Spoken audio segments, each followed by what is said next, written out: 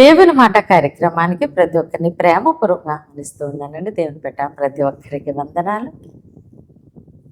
ఎవరికి చంపని బాధ నీ హృదయంలో ఉందా? ఆ బాధ ఎవరికైనా నీకిష్టమైన వారికి, నిన్ను ప్రేమించే వారికి, ప్రాణ స్నేహితులకి చెప్పాలని ఉందా?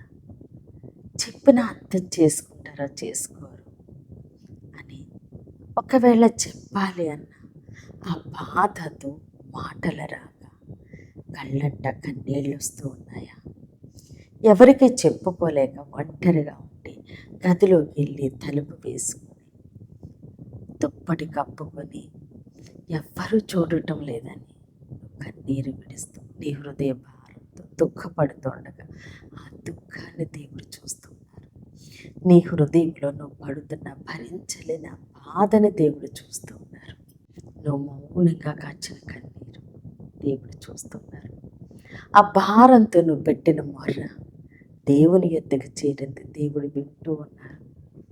మనుషులు పై రూపాన్ని చూడొచ్చు, మనం హృదయంలో బాధ దాచుకుని పైకి నవ్వుతున్న ఆ నవ్వునే మనుషులు చూడొచ్చు. కానీ ఆ నవ్వు వెనుక ఉన్న బాధ ఏంటి, ఆ హృదయంలో ఉన్న వ్యాధిని ఏంటి అన్నీ దేవుడు చూస్తూ ఉన్నారు. కాబట్టి నువ్వు మౌనంగా ఏడ్చిన, నిశ్శబ్దంతో ఏడ్చిన ఆ ఏడుపుని, ఆ మొర్రని దేవుడు వింటూ ఉన్నారు. దేవుడు నీకు సమీపముగా ఉండి ఏ సమస్యతో ఎవరికి చెప్పుకోలేని ఆ బాధతో నువ్వు దుఃఖపడుతుండగా దేవుడే నీకు విడుదలిస్తూ ఉన్నారు. అయితే ఈరోజు దేవుడు మన కొరకు సిద్ధపరిచిన ఆయన శ్రేష్టమైన వాగ్దానం చూద్దామండి. 20వ కీర్తన 1వ వచనము. ఆపత్కాలమందు యెహోవా నీకు ఉత్తరమిచ్చునుగాక, యాకోబు దేవుని నామము నిన్ను ఉద్ధరించునుగాక. ఆమేన్. దేవుడి రోజు మనతో మాట్లాడుచున్న మంచి మాట, ఆపత్కాలమందు యెహోవా నీకు ఉత్తరమిచ్చును. ఆమేన్.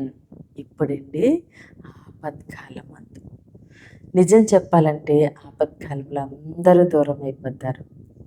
ఎన్నో పోరాటాలు, ఎన్నో సమస్యలు, చెప్పుకోలేని బాధ.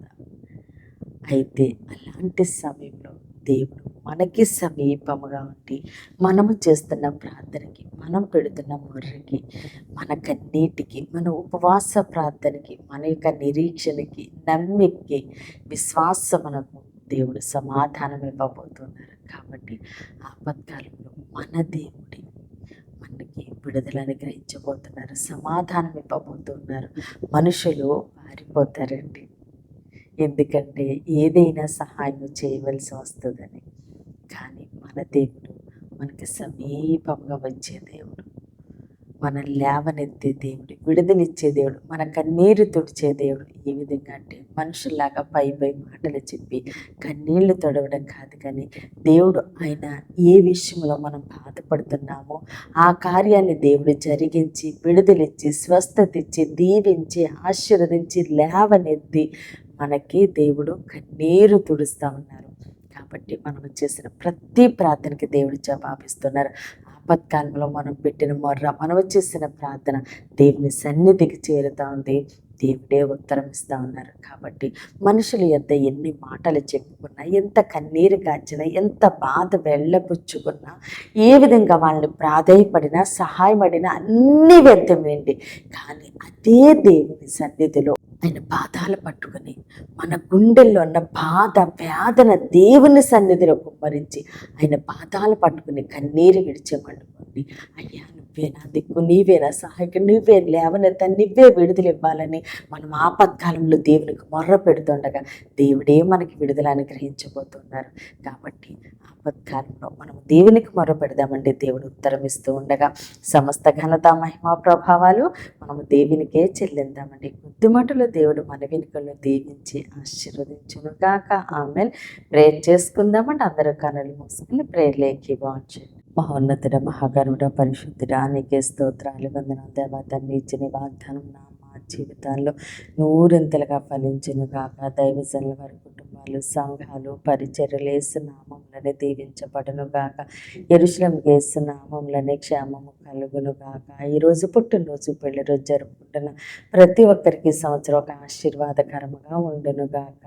దేవుని మాట పరిచర్యలో పాలిభాగస్తులై భారం కలిగి ప్రార్థన చేయుచున్న ప్రతి ఒక్కరిని దేవుడు బహుగా దీవించి ఆశీర్వదించును గాక.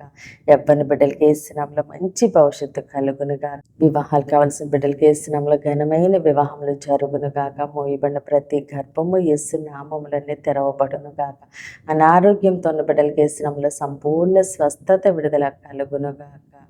ప్రతి బిడ్డ రాకపోకలందున దేవుడు తోడుగా ఉండి క్షేమమైన ప్రయాణం అనుగ్రహించును గాక. అయ్యా, ప్రతి ఒక్కరిని నీ చేతులకు అప్పగిస్తూ ఈ చిన్న ప్రార్థనని పాత సన్ని చేర్చుకోమని యేసుక్రీస్తు అతి పరిశుద్ధ నామమున బ్రతిమాలి వేడుకున్న మా తండ్రి. ఆమేన్.